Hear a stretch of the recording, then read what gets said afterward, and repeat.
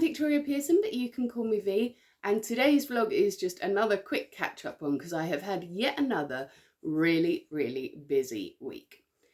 And see, it is the school summer holidays at the moment. For those of you that don't live in England, because I think Scotland's holidays are different as well. In England, our children break up around the 20th to the 22nd of July, and then they don't go back to school until the 5th of September. And so that gives us a 6 to 7 week stretch of children being at home, complaining about being bored in the time of year where it's too hot. And I don't know if this happens elsewhere in the world, but here, when the children are on summer holidays, the prices for every child-friendly activity just shoot through the roof, absolutely through the roof. And so one of the things that I wanted to talk to you about today was something that I discovered for if you are on a low income. So if you are on universal credit or pension credit or certain other benefits that top up your wages or that are out of work benefits, you can actually get discounted entry into all sorts of different places. And I only just found this out this week. It is really horrible when your children are bored and they are stuck at home and you can't take them for lots of day trips out and you can't take them on holiday and you can't do lots and lots of things with them because you can't afford it. And in the back of your mind, you know that when they go back to school in the September, they're going to be asked, what did you do with your holiday? And they're not going to have a lot to say, and that's going to feel horrid for them. Well, this is actually brilliant for that because it means that you can get into London Zoo, Whipsnade Zoo, Kew Gardens and all sorts of other places much cheaper than it would cost you if you were paying full price. Now, you do have to show your benefit entitlement when you get there. For example, we are on universal credit to top up my husband's wage, and so we are using this discounted entry. We're going to go into Whipsnade Zoo on Friday. You do have to book in advance, and you have to let them know that you're on universal credit in advance. And then when we get there, we have to get in an hour later than the park opens, which I don't mind because I've been there when that park opens before and the doors are absolutely rammed. It takes about an hour to get through anyway at that time of day. And so I should think that by the time we get there, it'll have just quietened down and emptied out and we'll be able to just walk straight in. You do have to show your entitlement to the benefit to be able to get the discounted ticket. And so you can either do that by asking for a proof of benefits letter in advance and getting that posted to you, or just by making sure that you've got enough data to be able to log into your universal credit portal at the gate. Once you've shown that though, there's no difference to your experience to anybody else's. So they're not going to make you wear a great big t-shirt that says I'm poor and I got in here cheap or anything like that. Your experience will be exactly the same as everyone else's. You'll be able to see all of the different things. There aren't going to be areas that are closed off for you because you've got the discounted entry, and nobody in the park will know that you've got discounted entry at all. And so we are very much looking forward to doing that. We have been to Whipsnade Zoo a few times before. I used to go there a lot as a child as well. We used to have like family reunions there and have a big family picnic there and things. But it will be just me, my husband and the children, a last little day out before my daughter goes off to university. And so we're very much looking forward to that. And it did take my ticket price down from about £130-ish to 16, I think it was. We're going to take a picnic as well to make it even cheaper. And that way we can use some of the money that we've saved so that the children can buy souvenirs and things like that. And we're still then contributing to the conservation goals of the zoo as well. Because Whipsnade Zoo is a big conservation zoo. It works in tandem with London Zoo, and together they do lots and lots of conservation projects all around the world. And they have done for a really long time. I was looking up the history of Whipsnade Zoo the other day and it was absolutely fascinating. The way it started and what they did during the war and all that sort of thing is really interesting. I might talk to you more about that next week if I get the chance to film some stuff when we're at the zoo.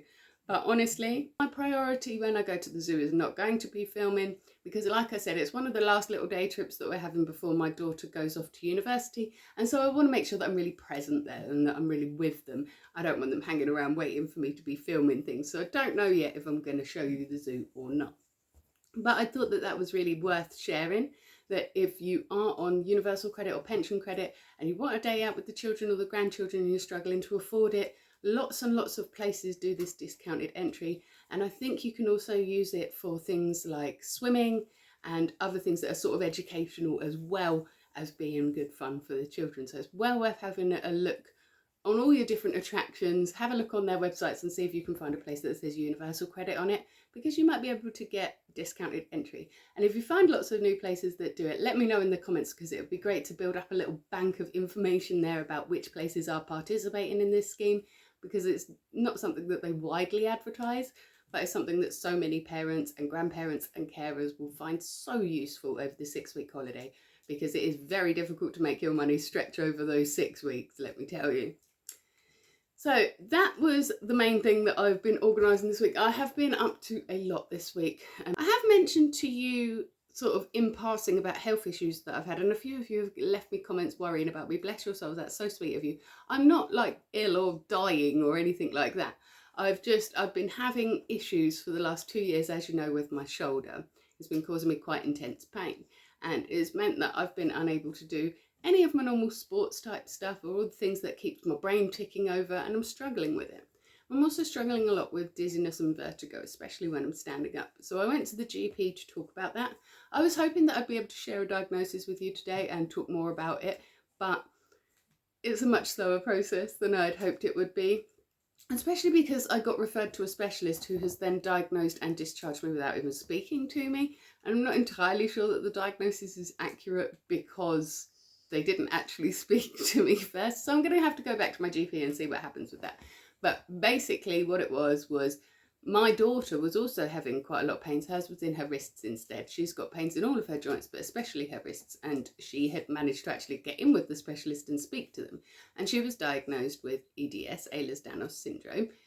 She's a lot happier now she's got a diagnosis, because it means that she's been able to use actual coping techniques that will help her. And so she's feeling a lot happier with it.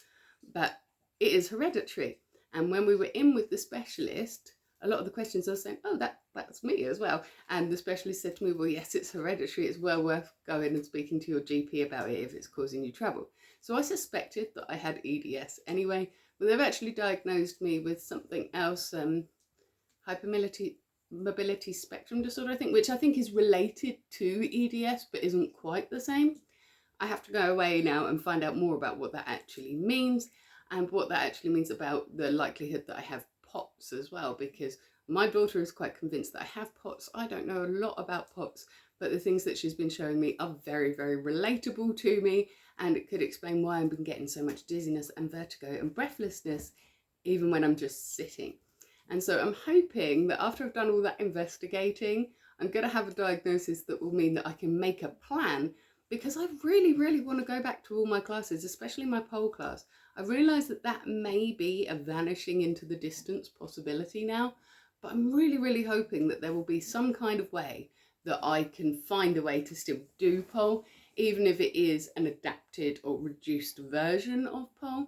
I think that as a sport, pole is fairly versatile, and so I might be able to do something. One of my instructors has got EDS, but EDS does manifest in different ways in different people.